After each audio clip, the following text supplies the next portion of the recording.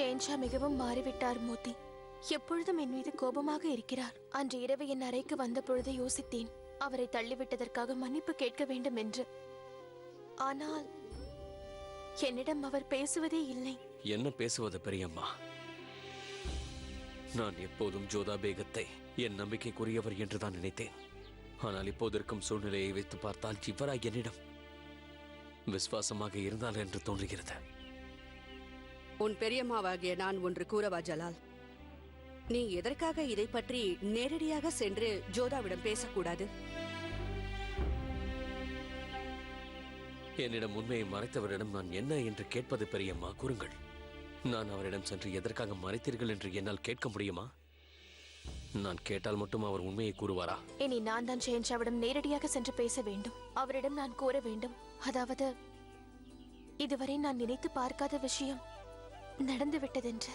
என் மனதில் அவருக்கென்று இடம் இருக்கிறது என்று கூற வேண்டும். அம்பிகையின் கருணையால் உன் மனதில் உள்ள விஷயத்தை இன்று நீ முழுவதுமாக உணர்ந்தாயே, சந்தோஷம். இனியும் தாமதிக்க வேண்டாம். சீக்கிரமாவே சென்று இதை ஷேன்ஷாவிடம் கூறிவிடு ஜோதா.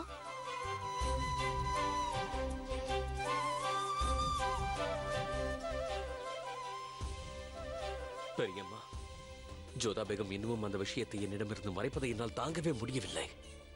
ஆனால் நான் அவர் மீது சந்தேகப்படவில்லை. அவர் உயிரை பொருட்படுத்தாமல் என்னை காப்பாற்றி இருக்கிறார்.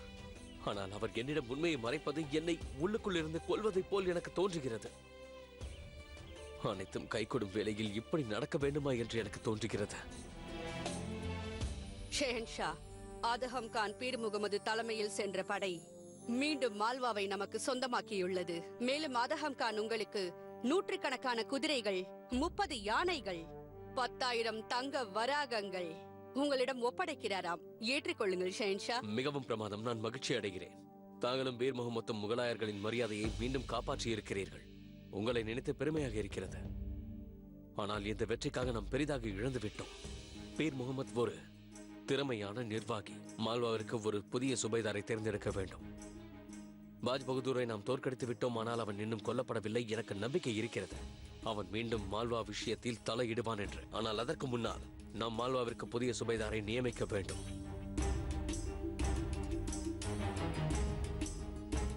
இதை பற்றி நான் அட்கா அவர்களிடம் ஆலோசித்தேன்.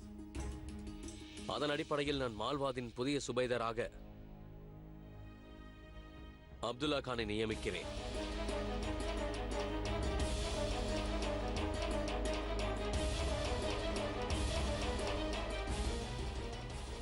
நான் அட்கா அவர்களின் ஆலோசனையை என்றும் மதிப்பவன். நீங்கள் திறமைசாலி. இந்த பதவியை அதனால் ஏற்பீர்கள் என்று நம்புகிறேன்.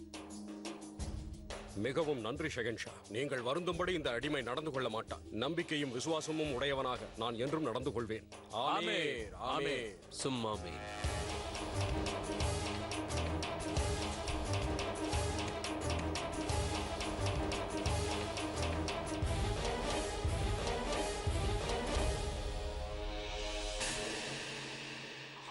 ஆதம் கான் போர்க்களத்திலிருந்து இப்போதுதான் தாங்கள் திரும்பினீர்கள். உங்கள் காயம் இன்னும் மாறவில்லை. அதனால் முதலில் சிகிச்சை பெற்றுக் கொள்ளுங்கள். பிறகு பதாவரில் புரட்சி ஏற்பட்டுள்ளதாக தகவல் வந்துள்ளது. அதையும் தாங்கள் தான் அடக்க வேண்டும் என்பது எனது கட்டளை. தங்கள் ஆணை. அற்புதம். தர்பார் இத்தோடு கலைகிறது.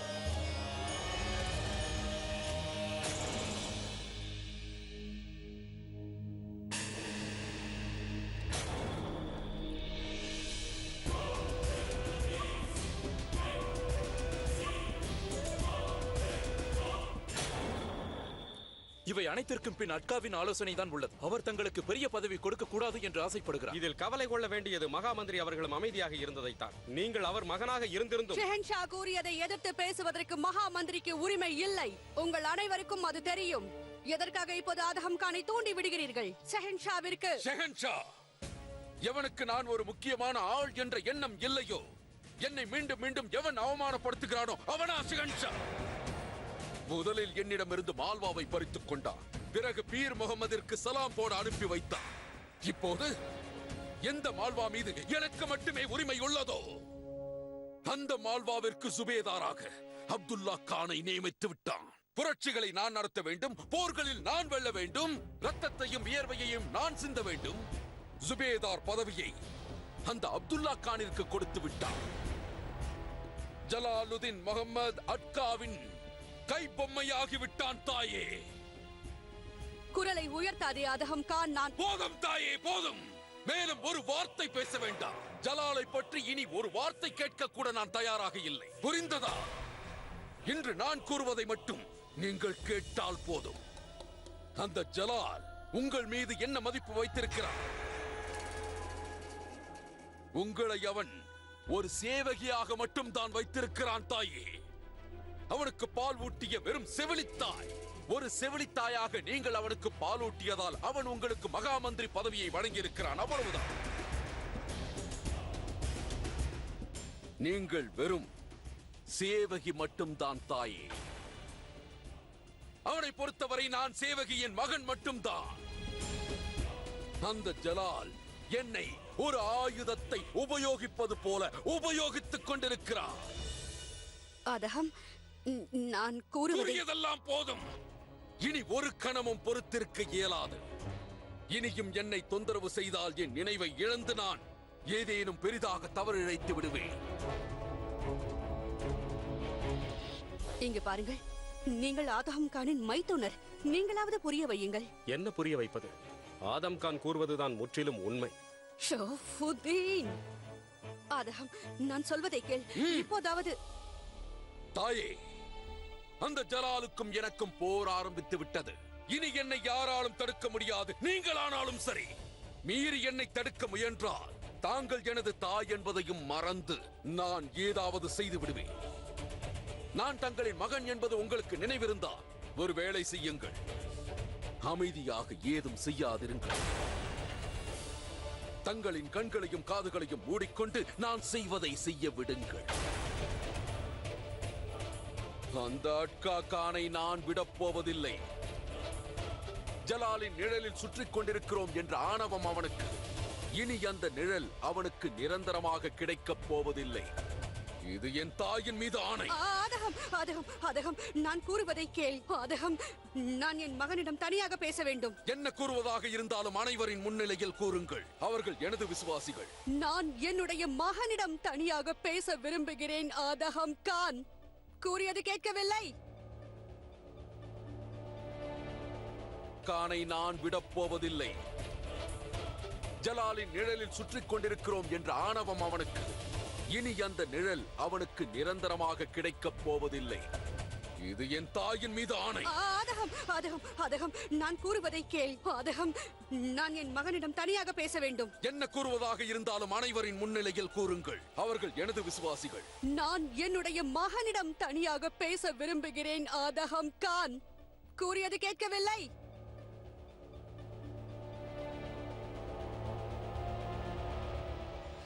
அதை கொடு, என்னிடம் கொடு. ஆதகம், நான் உனக்கு அறிவுரையோ ஆலோசனையோ கூறப்போவதில்லை. அதேபோல் ஜலாலுக்கு பரிந்தும் பேசவில்லை. நான் உனக்கு வாக்களிக்கிறேன். டெல்லியின் அரியணையை நான் உனக்கு பெற்று தருகிறேன். எனது தாய் டெல்லியின் அரியணையை கைப்பற்ற அந்த ஜலாலை கொல்ல வேண்டும் என்று எனக்கு நன்றாக தெரியும் தாயே. ஜலாலிற்கு நான் எதுவும் ஆக விட மாட்டேன். நான் உனக்கு வாக்களிக்கிறேன். டெல்லியின் அரியணை நிச்சயம் உனக்குத்தான். எப்போது, எப்படி, எவ்வாறு என்ற கேள்விகளுக்கு என்னிடம் பதில் இல்லை. சரியான நேரம் வரும் பொழுது நான் உனக்கு நேரம் எப்போது அந்த நேரம் வரும் தாய். தங்களால் அந்த டெல்லியின் அரியணையை எனக்கு பெற்றுத்தர முடியுமானால் வாருங்கள். ஆதகம், கூறுவதை கேள். சமயம் வரும் வரை காத்திரு. என் மீது நம்பிக்கை நிறுத்துங்கள் தாயே. தங்களின் வார்த்தை மீது எனக்கு இருந்த நம்பிக்கை போய்விட்டது தாயே. எனது வழியில் குறுக்கிடாதீர்கள் தாயே. மீண்டும் ஒருமுறை உங்களை எச்சரிக்கிறேன்.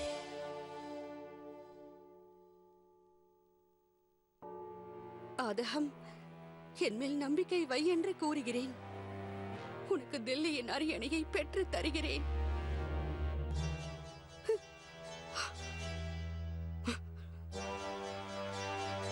வெள்ளம் தலைக்கு மேல் ஏறிவிட்டது. நான் தில்லியின் அரியணையை ஜலாலிடமிருந்து பறித்து அதை ஆதகம் கானிற்கு நான் தர வேண்டும். அதற்கான ஏற்பாடுகளை செய்ய ஆரம்பித்து விட்டேன். திட்டத்தை செயல்படுத்த வேண்டிய நேரம் வந்துவிட்டது. தில்லியின் அரியணை ஆதகம் கானிற்குத்தான். ஆதாப் பேகம் ருக்கையா, தங்களுக்கு ஏன் கஷ்டம்? அழைத்தால் நான் வந்திருப்பேன். என்ன செய்வது? என்னால் ஆவலை அடக்க முடியவில்லையே. ஒவ்வொரு முறையும் தாங்கள் வந்து என்னை வெறுப்பேற்றுவீர்கள். சரி, இந்த முறை நானே நேரில் வந்து ஷெகின்ஷாவிற்கும் ஜோதாவிற்கும் நடந்ததை தங்களிடம் கூறலாம் என்று வந்தேன். அப்படி என்ன விசேஷமான விஷயம்? விஷயம் என்னவென்றால், ஜோதா பேகத்திற்கும் ஜலாலுக்கும் இடையே இடைவெளி அதிகமாகிவிட்டது. இதை ஹோஷியாரே என்னிடம் வந்து தெரிவித்தாள். ஹோஷியாரா? இது எப்படி சாத்தியமாகும்? ஹோஷியார் இப்போது ஜோதாவிடம் தானே வேலை பார்க்கிறார், இல்லையா? இல்லை மகாமங்கா, ஹோஷியார் என்றுமே என்னுடைய விசுவாசியாகத்தான் இருப்பாள்.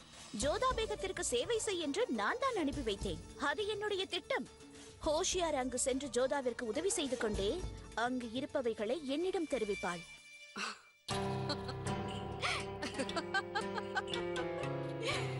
மாஷா அல்லாஹ், என்ன ஒரு சாதுரியமான விளையாட்டு பேகம் ருக்கையா. ஹோஷியார் தங்களுக்குத்தான் துணையாக இருக்கிறார் என்று நான் கூட இதுவரை எதிர்பார்க்கவே இல்லை. விசேஷ பேக பதவி எனக்கு சாதாரணமாக கிடைக்கவில்லை. அது உண்மைதான். போகட்டும், ஒன்று கேட்கவா? உங்களுக்கு இது தெரியுமா? பேகம் ஜோதா ரகசியமாக சந்தித்து வருவது யார் என்று தெரியுமா? தெரியாது. அதோடு அதை தெரிந்து கொள்வதும் எனக்கு அவசியமில்லை. எனக்கு வேண்டியதெல்லாம் ஜோதா அந்த நபரை அடிக்கடி சந்திக்க வேண்டும், அவ்வளவுதான். ஜலாலுக்கு அதன் மூலமாக சந்தேகம் அதிகரிக்க வேண்டும். ஒப்புக்கொள்ளத்தான் வேண்டும். ஹோஷியாரின் விஷயத்தை கூறி என்னை ஆச்சரியத்துக்குள்ளாக்கி விட்டீர்கள். சரி, இப்போது என்னுடைய முறை. நானும் ஒரு தகவலை தரலாம் என்று நினைக்கிறேன். அதை கேட்டால் நீங்கள் ஆச்சரியப்படுவீர்கள். அந்த நபர், அதாவது ஜோதா இரவில் சந்தித்து வருகிறாரே, அந்த நபர் யார் என்று தெரியும். அவர் ராஜபுத்திரர். தற்சமயம் இந்த மாளிகையில் தான் இருக்கிறார். என்ன பேகம் ருக்கையா, இந்த அதிர்ச்சி எப்படி இருக்கிறது? தாங்கள் என்ன கூறுகிறீர்கள்? இது சாத்தியமே இல்லை. அவர் யார் என்று கூறுங்கள். அவர் யார்? அவரது பெயர் என்ன? இந்த மாளிகைக்குள் வருவதற்கு என்ன தைரியம் அவனுக்கு? அதை பற்றி மட்டும் பேசாமல் இருந்தால் நன்றாக இருக்கும் பேகம் ருக்கையா. ஏனென்றால் அந்த விஷயத்தில் இன்னும் ஒரு படி முன்னேறி இருக்கிறார். அது என்னவென்றால், அவன் இப்போது அந்தப்புரத்தில் இருக்கிறான். என்ன? யாரோ ஒரு ஆடவன், அதுவும் என் அந்தப்புரத்திலா? இது இரண்டாவது அதிர்ச்சி. சரி பேகம் ருக்கையா, மூன்றாவது அதிர்ச்சிக்கு தயாராகுங்கள். அந்த நபர் அந்தப்புரத்தில் திருநங்கை வேடத்தில் இருக்கிறான். பக்ஷி பானுவிற்கு உதவியாக இருக்கிறான். அவனுடைய பெயர் திலாவர் கான்.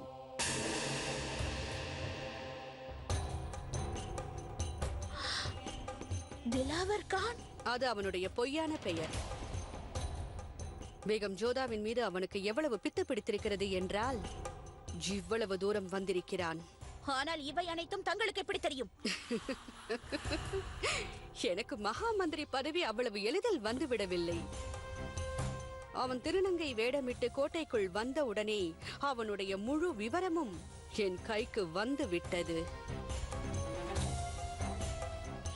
தங்களது சாதுரியமும் பிரமாதமாகத்தான் இருக்கிறது.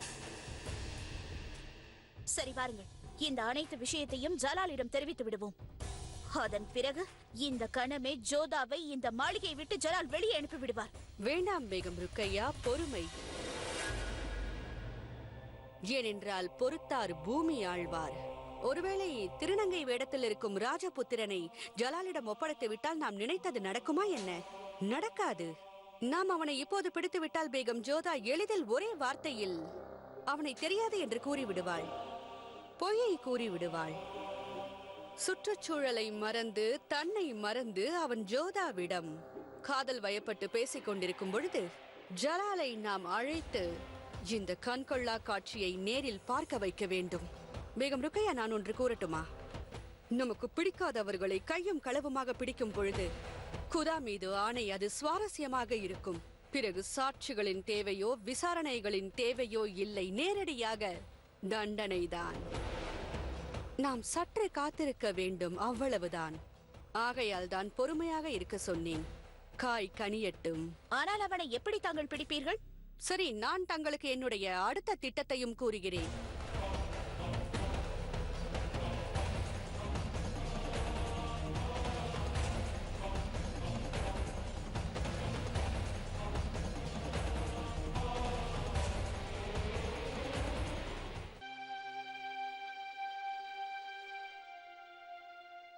நான் மீண்டும் உன்னிடம் கேட்கின்றேன், நீ யார் என்று கூறியேன் என்றால் நீ திலாவர் கானும் இல்லை, முசல்மானும் இல்லை. ஷெகன்ஷாவிற்கு என் மீது சந்தேகம் வந்துவிட்டது. அவர் விசாரிக்க ஆரம்பித்து விட்டார். நான் பிடிபட்டு விடுவேன். ஆகையால் விரைவில் அந்த நம்பிக்கை துரோகி யார் என்று நான் கண்டுபிடிக்க வேண்டும். இல்லை என்றால் இவ்வளவு முயற்சியும் வீணாகிவிடும்.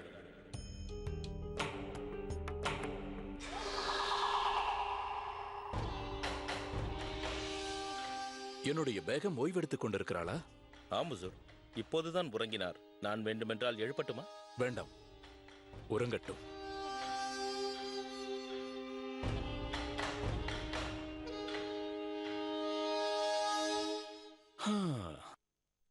இவர் நன்றாக ஓய்வெடுத்தால்தான் எனக்கு மிக நல்லது. நீ ஒரு வேலை செய். என்னுடைய வஸ்திரம் அதோ அங்குள்ளது, அதை எடுத்து வா. சரி உசூர்.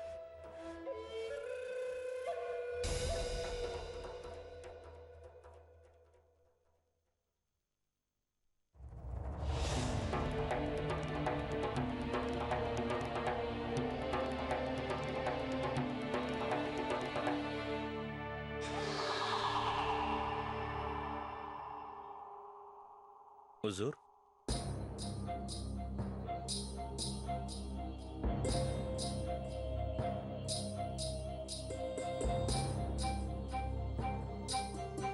பக்ஷிபானு எழுந்தவுடன் அவரிடம் கூறு, நான் அவருடைய நலம் விசாரிக்க வந்தேன் என்று.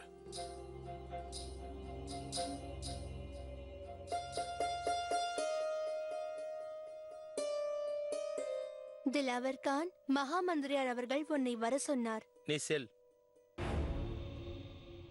மகா மந்திரியார் ஏன் என்னை அழைக்கிறார்? ஒன்றுமே புரியவில்லை.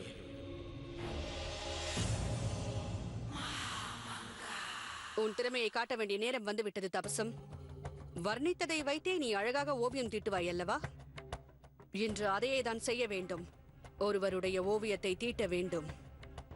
யாருடைய ஓவியத்தை தீட்ட வேண்டும்? இப்பொழுது உனக்கு தெரிந்துவிடும். ஆதாப், திலாவர் கான் வந்திருக்கிறார். மிகவும் அருமை. சென்று வரச் சொல்.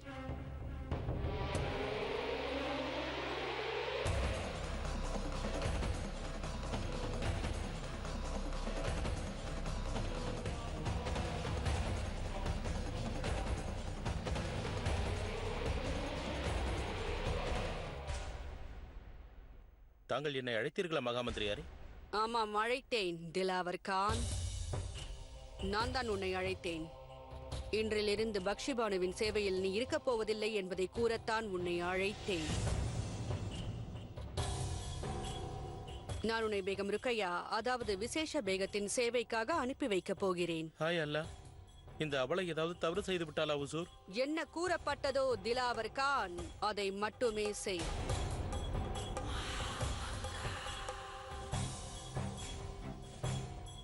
பக்ஷிபானுவிற்கு வேறொரு தாசியை வைத்துக் கொள்கிறேன். அவள் உன்னை விட சிறந்த மருத்துவம் செய்வாள். அதனால் தான் கூறுகிறேன், அதை செய். உன்னைத்தான் பேகம் ருக்கையாவிற்கு சேவை செய்ய உடனே அழைத்துச் செல். விரைவாக செல், செல். ஷெகன்ஷா என்னை விசாரித்துக் கொண்டிருக்கும் போது இவரும் உடன் இருந்தார். இதன் அர்த்தம் ஷெகன்ஷா என்னை சந்தேகப்படுகிறார்.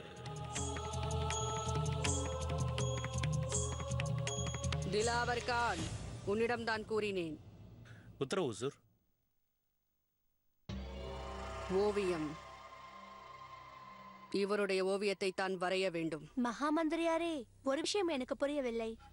தாங்கள் திருநங்கையின் ஓவியத்தை எதற்காக தீட்ட சொல்கிறீர்கள்?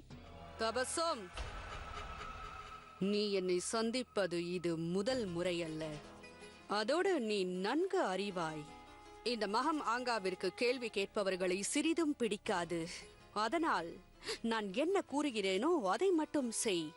ஆகையால் அந்த ஓவியத்தை தீட்டுவதற்கு ஆரம்பி. அவ்வாறே ஹுசூர். இந்த ஓவியம் என்னென்ன விளையாட்டு விளையாடப் போகிறது? இந்த ஓவியம் ஜோதாவின் வாழ்க்கையில் உள்ள வண்ணங்களை எல்லாம் பறிக்கப் போகிறது. ஜோதாவின் வாழ்வில் புயல் வீசப் போகிறது. ஆனால் என்னுடைய வாழ்வில் இந்த ஓவியம் மகிழ்ச்சியை தரப்போகிறது. இந்த 4 நகைகளும் எனக்காக, மீதமுள்ளவைகளை பக்ஷிபானுவிற்கும் சலிமா பேகத்திற்கும் அனுப்பிவிடு. சித்தம் பேகம் சாய்பா, ஆனால் இதில் தாங்கள் ஜோதா பேகத்திற்கு எதுவும் அளிக்கப் போவதில்லையா? என்ன? நீ என்ன கூறினாய்? நான் கூறியது உன் காதில் விழவில்லையா? நான் ஜோதா பேகத்தின் பெயரை எடுத்தேனா? நான் எடுத்தேனா? இல்லை அல்லவா? நான் என்ன கூறினேனோ அதை மட்டும் நீ செய். முதலில் செல்ல இங்கிருந்து. ஆதா பேகம் சாய்பா, மகா மந்திரியார் திலாவர் கானை தங்களது சேவைக்கு அனுப்பி வைத்துள்ளார். ஓ, இவன்தான் அந்த ராஜபுத்திரனா? இவனைதான் ஜோதா பேகம் தனிமையில் சந்திக்கிறாளா? பார்த்துக் கொள்கிறேன். வா திலாவர் கான், இன்றிலிருந்து உன் சேவை எனக்காக மட்டும்தான். இவ்வளவு நேரம் உனக்காக தான் காத்துக் கொண்டிருக்கிறேன். அதாவது என்ன கூற வந்தேன் என்றால், உன்னை பற்றி பக்ஷிபானுவும் மகா மந்திரியாரும் பெருமையாக கூறினார்கள். கூறதானே செய்வார்கள். எவ்வளவு திறமை வாய்ந்தவர் தாங்கள். நான் மிகவும் களைப்பாக இருக்கிறேன். எனது பாதங்களை பிடித்துவிடு. இவன் ஒரு ராஜபுத்திரன் என்றால் நிச்சயமாக இவன் என் பாதங்களை பிடிக்க மாட்டான். நான் இறந்தாலும் இறப்பேனே தவிர எந்த முகலாயர்களின் காலையும் தொடமாட்டேன்.